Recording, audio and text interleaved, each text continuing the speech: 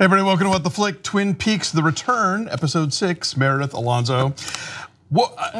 An event-filled episode for as slow as they're taking it. Like things occurred. First of all, I want to say I stand by my previous complaints about David Lynch and women, but I think Janie-E just leapt to the top of the charts of like interesting female characters. I finally like a wife on this show. That was so good. Yeah, her takedown of Jeremy Davis of all people as the mobsters who were trying to collect, that was fucking great. And like she knows she's got more than enough money, but she talked him down, and she's just going to end up pocketing all this money. Yeah. They've got 6 figures, and she's chiseling them down to a 25 grand. So, yeah, of course the big reveal is the Diane. The never before seen Diane, of course she's Laura Dern. She was on point with that like outfit and that wig. And I was like, the turn. I was like, why yes, I am intrigued now. Shout out to my friend Gary who caught this 2 weeks ago when Albert says, I know where she drinks. I thought it was gonna be Audrey. He's like, what if it's Diane? And he was totally right. Also, we haven't really talked about Fire Walk With Me, which is, I mean, as it turns out, is the thing you really needed to watch again before watching this show. Who knew the prequel was going to be what this series was a direct sequel to? Exactly, yeah. So we've had a couple references to the Blue Rose now, which is a key thing early on in Fire Walk With Me. And now we have Harry Dean Stanton as the trailer park manager who is still there and still smoking. I know. By the way, though, that scene when we see Richard Horn, right?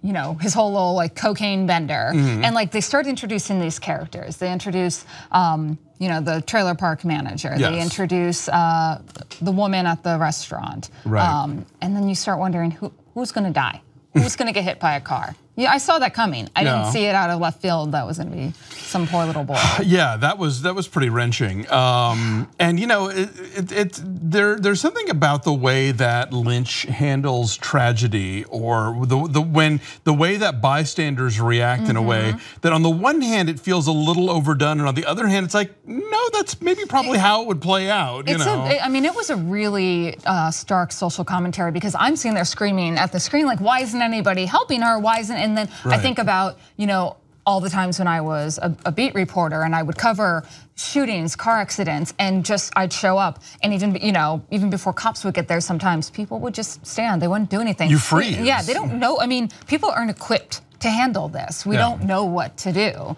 So I thought, you know, and then they had the one guy walk in and just hug her, and I thought that was even more powerful. Yeah. And then of course we see the little boy's spirit take off. Yes, the flame thing. So that was amazing. Now, I can't. Has Balthazar Getty popped up on this before, or was that last night the first time we saw him? Last night was the first time I remember seeing him. Okay, because he's another Lynch company from Lost Highway.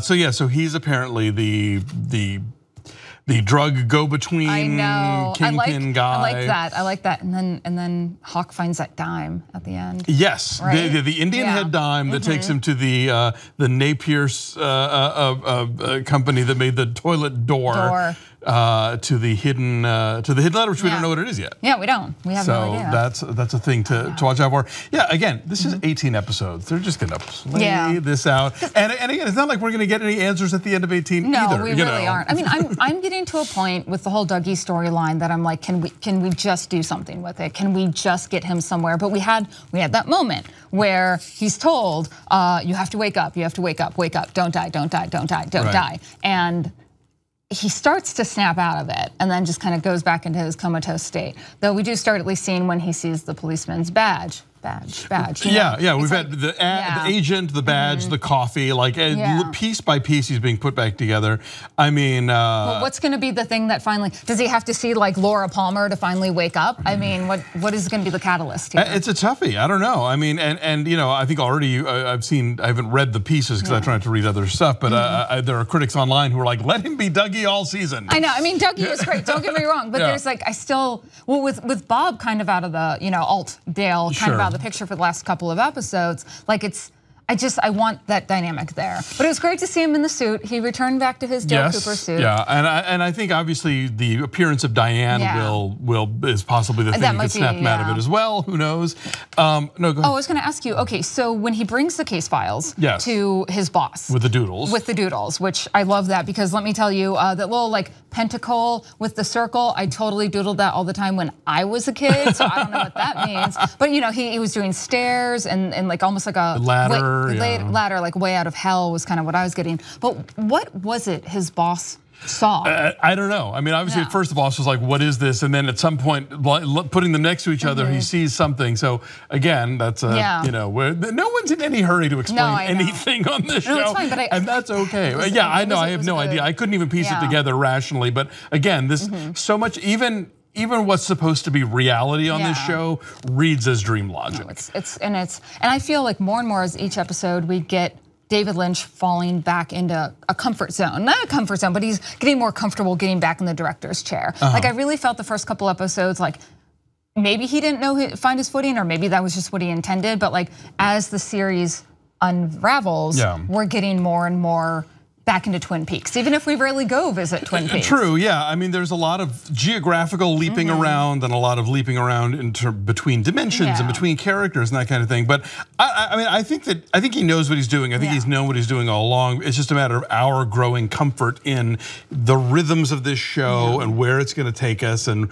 what it might or might not reveal. I think it was smart. He shook us up from the beginning. He gave us almost the weirdest stuff from the get-go. Yeah. And now it's just kind of becoming back almost normal, at least normal in terms of that world. As far as this thing goes, and I think it was very smart of Showtime to like do 1, 2, and 3, and 4 immediately because those were so demanding and so off-putting in a way that just one a week would really, it'd be hard for viewers to kind of get their claws into it. But I think now we've reached a point where we can have one a week and we're going to go with it. And it makes me wanting more. Like I was on the fence and now I'm like I'm in. I'm full in. I'm really loving this. And I think that this season has definitely sort of played out in a way that a lot of the Matt Zoller Seitz and other people were saying of like, look, this is not going to be wacky, coffee donuts Twin Peaks. This is going to be, Inland Empire Twin Peaks. And I think, I imagine that that's what people who really get what Lynch is doing are going to be okay with, and if not, then they're maybe watching the wrong show. Yeah, I think when I'm done with Twin Peaks, I'm going to go back and rewatch Inland Empire because I might have a newfound respect for it.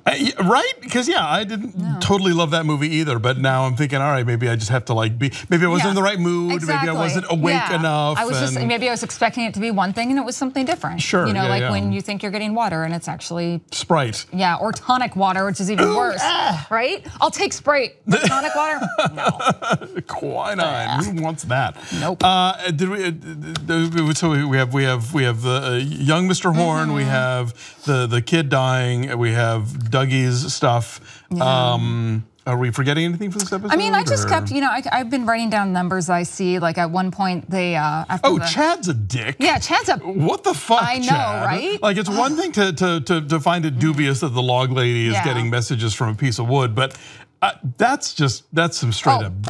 Yes. The hitman. The hitman. Wait, yes, the mysterious the hitman. Yes.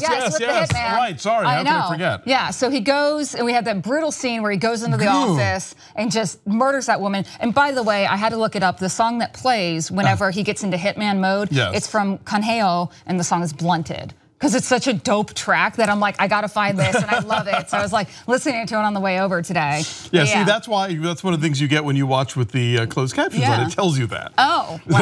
It identifies songs for you. No, because I wouldn't know. I just pulled out my phone and was like, let's Shazam. That works too, totally. Yeah, that was very, very quite brutal. And obviously, it does kind of lead us into a thing of like, what is the Dougie conspiracy exactly? It's not just about the money, obviously, if we've got the exploding car. Who is he? Yeah, exactly. What did he have going on? Because it seems like he was a womanizer, he had gambling debts, but he also has a history of possibly having strokes or these moments of not being present. Right. So But I think clearly there's some sort of conspiracy involving the insurance company because the way that Tom Sizemore is looking through the window and he's meeting with the boss, it's like he's in on something that Cooper doesn't know about, you know, and so he's got to try and make some sense out of that. Yeah. At first I thought maybe it was the casino who sent a hitman, but I'm starting to think it's Tom Sizemore now. Yeah, no, I mean the casino. I think as long as he doesn't walk back in and do another hello on them, I can't. That's too late. They've already given him the money, so there's no getting that back. So all right, well, you know, things continue to unfold, and we will make the most sense of it as we can. Thanks for watching.